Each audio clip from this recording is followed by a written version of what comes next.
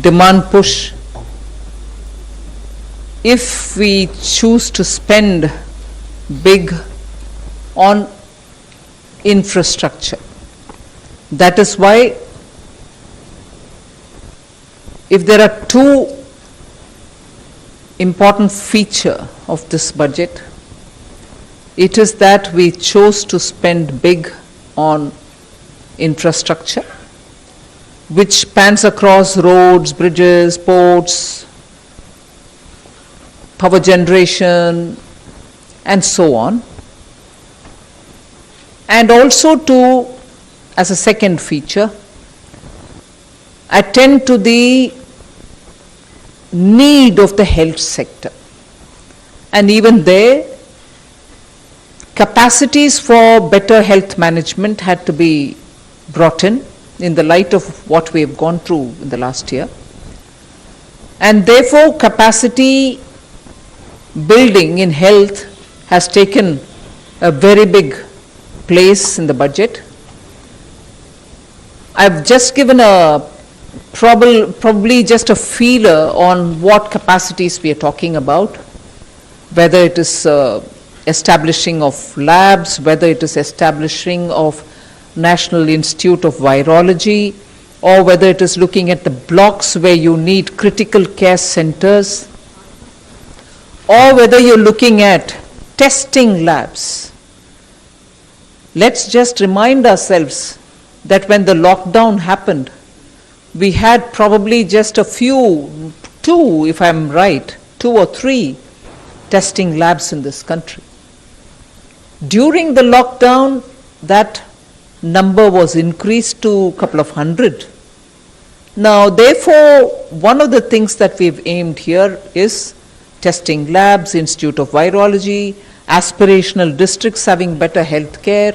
So, infrastructure spend for health has gone down to the level of planning for the block level requirements, aspirational district level requirements, state level requirements, and national institute level requirements. So, two features when I said are one in general spending on infrastructure, for which there is a 37% increase in the budget. 5,45,000 crores is what we are giving for this year. And health, it was also something which received something like 94,000 crores in BE of this year, has gone to 223 lakh crores. So you find big numbers in health, big numbers in infrastructure. But this doesn't really mean that we've ignored agriculture, where there too we have placed emphasis. I've increased, as I read it out in the budget, the allocation for NABARD for being able to send more credit through to the farmers.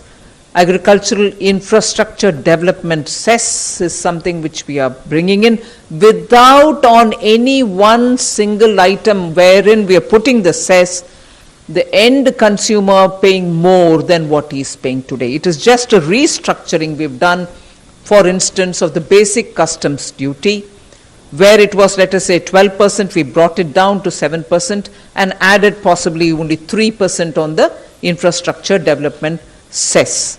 End of the day, the consumer has ended up paying that much only or less. In no category has he ended up paying more after the agricultural infrastructure development cess.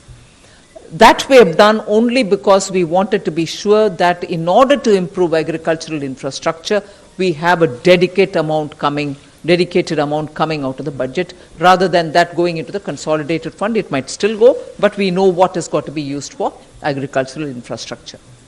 So if these are the kinds of things broadly we've done, equally important is the reform that we're bringing in the financial sectors. Disinvestment to continue, LIC to have IPO, insurance sector to have more in terms of opening up for 74% for FDI. These are very clearly steps, progressive steps in financial sector. Other than that, one major cry of all the banks have been the NPAs, for which we have been repeatedly giving capital infusion. In order that the bank books are cleared and cleaned up, we have come with an announcement of a formulation through which the NPAs will be culled out of the bank's books based on some formulation, not any discretion there. It goes to a holding company like structure, which after doing the necessary, sprucing up and also cleaning up and weeding out problems of that particular asset, will be through an open process attract asset reconstruction companies which can come in. तो वित्त मंत्री Nirmala Sitharaman budget पेश करने के बाद press conference करती हुई और बजट के तमाम पहलुओं के बारे में जानकारी देती हुई लौटते हैं बस थोड़ी देर में।